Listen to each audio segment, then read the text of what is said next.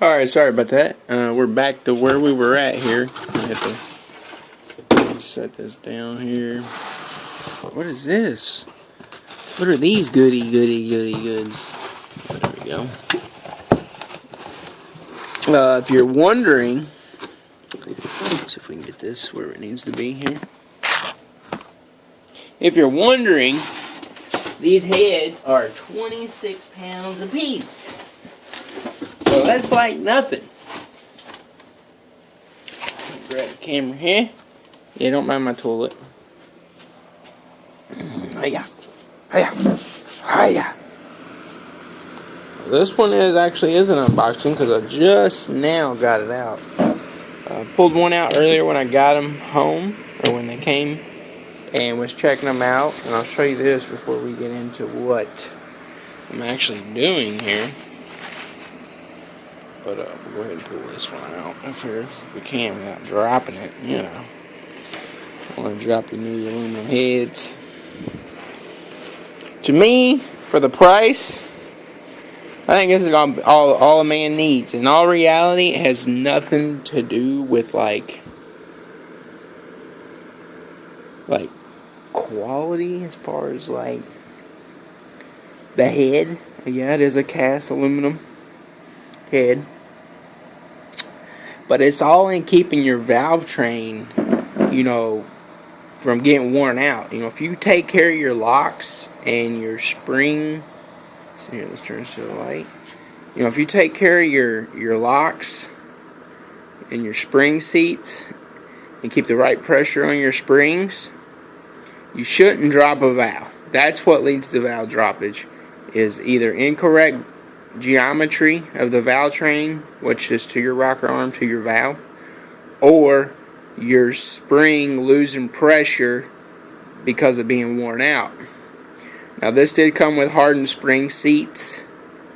The springs on here are junk, which I bought the hydraulic roller. The mechanical roller.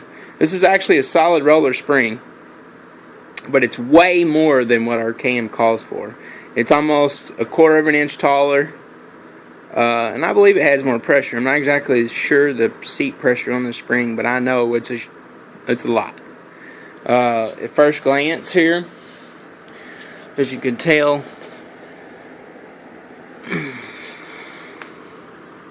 there's our 220cc intake runners, dude. Very clean head. I mean, it really is. There's some minor cleaning that I had to do, and that's what we're going to get to right now. This one is actually getting ready to be worked on. Let's set it down here. Slide it over. And as you can tell, ladies and gentlemen, the brother here, we got all the valves out. Put all the springs off. We have matching springs for our camshaft, so that's the springs that will be going in. Got all that out. It was a pain in the ass. I mean, it really was a pain in my ass to get those out. Here they are right here. And I'll say that the only problem that I've seen with the head thus far would be where these seats actually go into the head right here. There was some fine aluminum shaving right up underneath the seat. Let's see. Let's see if we can get that on the camera here. Probably not. Yeah, you see that?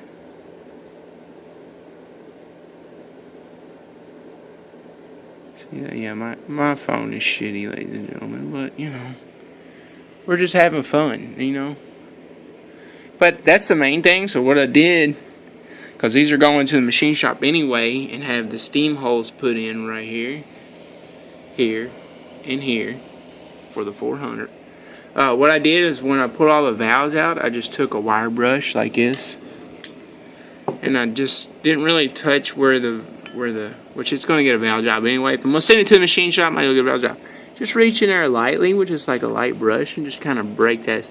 That's where when they pressed in the valve seats or ground them in and then pressed them in, that little bit of metal shavings just kind of got pushed underneath there. Which is fine. That's not a big deal. That happens with every head. It don't matter if it's cast iron or what. There's metal shavings in every head you buy. I don't care if it's a Brodix, a dart. You know, I almost bought Dart Iron Eagles, but I decided that this was going to be the budget build 408. So, I mean, the bottom end isn't really that much budget. But, I mean, I could have went way more. Right now, you know, everything is forged in my bottom end, except for my crank. It is a cast scat crank. Everything else is forged. We're going to bolt these aluminum heads on. One thing that I did not like, but you can't beat it for the price, it did not come with studs or guide plates, which I will be getting those. I called Scorpion. They informed me on what spark plug I need to run or a number that I can cross over. They want me to run NGKs, which is a great plug, but I want copper core plugs. They burn the coolest as far as like cooling down faster. Prevents from detonation. So that's kind of where we're at on that. Anyway, and then he told me that he believes this is a 5/8, and I know it's a pipe thread, but we don't know exactly what size that is. Got to get that. Spark plugs. Won't need spark plugs for a while. Still got to order ARP head bolts and the head gasket. I will order them sometime around Christmas, a little after Christmas. I believe I have a gift card coming for Summit. And so I believe we'll order the head gaskets and the studs. That should be about $120.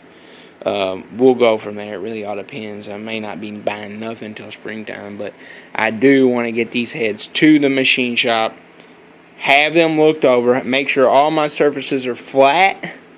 Valve job, new valve seals, and spring install, and steam holes drilled for the 400 block. Probably going to cost me a good penny, but at the same time, that's better than going out and buying a $2,000 set of heads and having to take them and have all the same shit done to them. Because that doesn't matter what head you buy, if it's assembled, it probably doesn't match your camshaft. So the thing with that is like everybody, you know, they always say, oh, it's a assembled head, good up to 600 lift, good up to 700 lift. Well, in all reality, that's a lie. Because every cam has a specific seat pressure that it needs, and it also has a specific spring install height that makes the geometry of the valve train correct. So don't ever buy in to when it says, you know, assembled. The reason I bought the assembled is because it comes with the valves. You know, I didn't have to buy a bare set of heads and spend another $200 on valves and another $100 on locks and another $100 or on retainers, and then another $20-30 on locks and another $20 on valve seals. Yes, the valve seals in this head were cheap, but that's a $20 fix. The most expensive thing for these heads are going to be, like I said, are going to be the studs and the guide plates, which I'm trying to find some used ones. I'd like to find like some used guide plates. I'm really not down with the used studs. Probably put new ones in.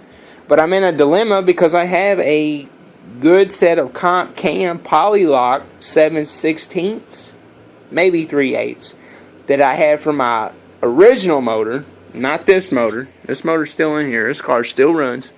And they're still good. So I'm trying to budget build a Nitrous 408. So we'll see what parts that I can take of mine and make work with this. And if not, I'll buy some stuff that's not cheap, but not the most expensive. You know, there's mid-grade shit out there that's still good. Comp Cams makes a lot of stuff that you really, for the price, you can't beat. I mean, now if you go up to Comp Cam's high end, I mean, like, you know, this is low end. This is where I want to be. This is the high end stuff. You can spend a lot of money at Comp. So, but you know, it all goes with anything. Anything you buy, you can spend all the money you want on it.